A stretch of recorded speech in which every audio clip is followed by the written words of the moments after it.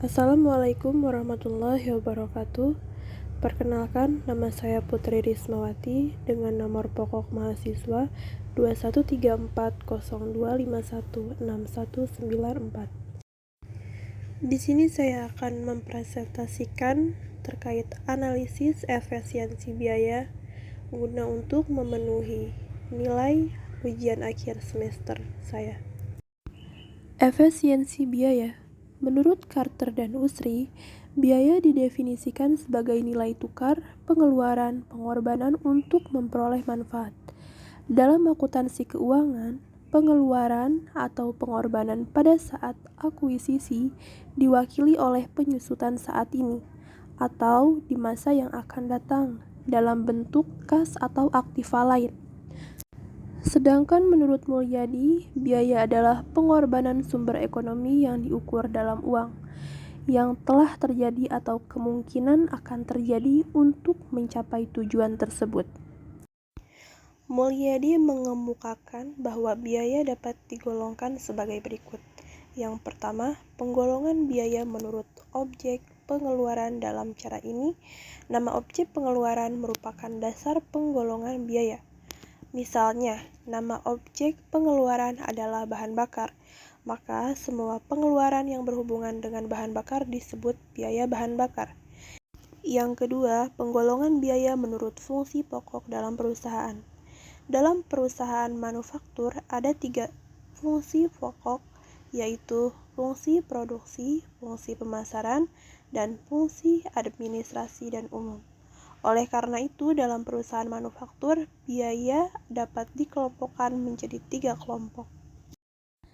Dalam hubungannya dengan sesuatu yang dibiayai, biaya dapat dikelompokkan menjadi 2 golongan.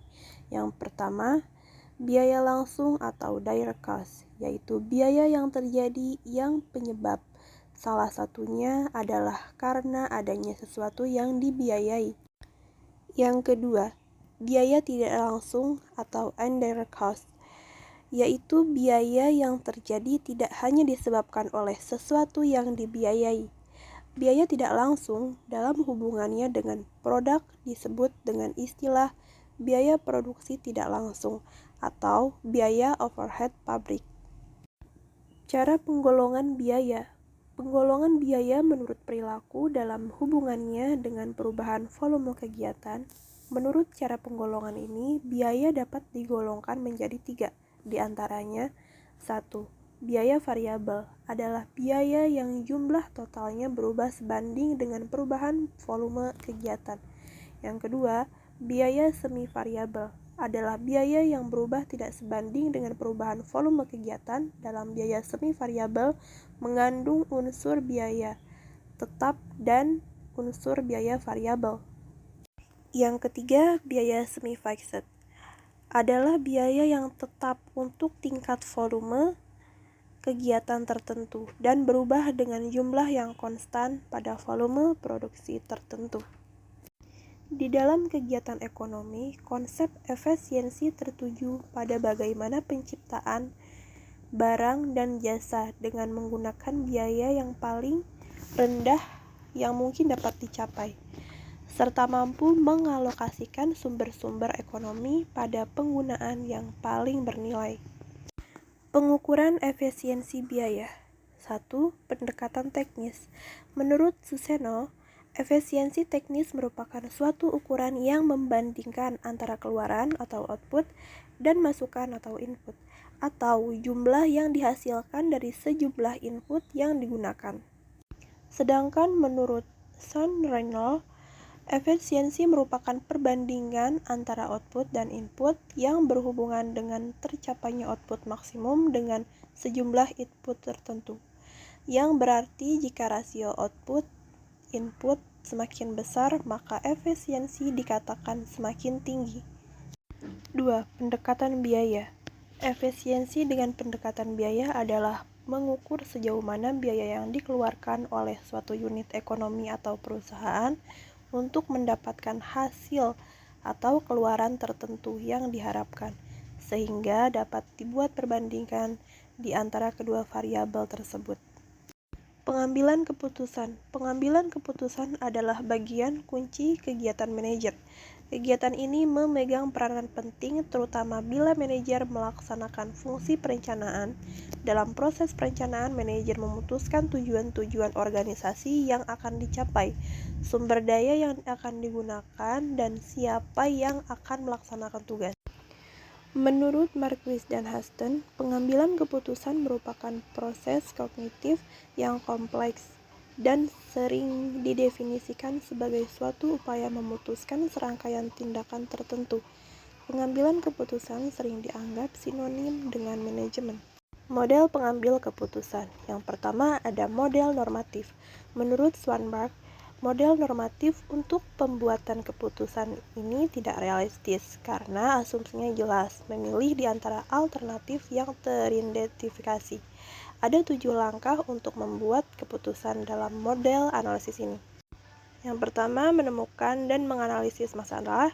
Yang kedua, mengidentifikasi semua alternatif yang memungkinkan. Yang ketiga, mengevaluasi pro dan kontra dari masing-masing alternatif. Yang keempat, mengurutkan alternatif. Yang kelima, memilih alternatif yang dapat memaksimalkan kepuasan. Yang keenam, pelaksanaan. Yang ketujuh, evaluasi. Yang kedua yaitu model pohon keputusan. Rum menggunakan jawaban untuk 7 pertanyaan diagnostik dalam bentuk pohon keputusan untuk mengidentifikasi tipe-tipe gaya kepemimpinan yang digunakan dalam model manajemen pembuatan keputusan. Pertanyaan berfokus pada perlindungan kualitas dan penerimaan keputusan dan kesesuaian yang adekuat dari informasi. Kesesuaian tujuan, struktur masalah, penerimaan oleh subordinat, konflik, keadilan, dan prioritas implementasi. Pohon keputusan adalah model prediksi menggunakan struktur pohon atau struktur berhierarki. Contoh dari pohon keputusan dapat dilihat di gambar berikut ini. Seperti yang ada gambar di layar, di sini setiap percabangan menyatakan kondisi yang harus dipenuhi dari tiap ujung pohon menyatakan kelas data. Contoh di gambar 1 adalah identifikasi pembeli komputer. Dari pohon keputusan tersebut diketahui bahwa salah satu kelompok yang potensial membeli komputer adalah orang yang berusia di bawah 30 tahun dan juga pelajar. Setelah sebuah pohon keputusan dibangun, maka dapat digunakan untuk mengklarifikasi record yang belum ada kelasnya. Dimulai dari node-root, menggunakan tes terhadap atribut dari record yang belum ada kelasnya tersebut, lalu mengikuti cabang yang sesuai dengan hasil dari tes tersebut, yang akan membawa kepada internal node yang memiliki satu cabang masuk dan 2 atau lebih cabang yang keluar. Dengan cara harus melakukan tes dari terhadap atribut atau node daun. Record yang kelasnya tidak diketahui kemudian diberikan kelas yang sesuai dengan kelas yang ada pada node daun. Pada pohon keputusan, setiap simpul daun menandai label kelas.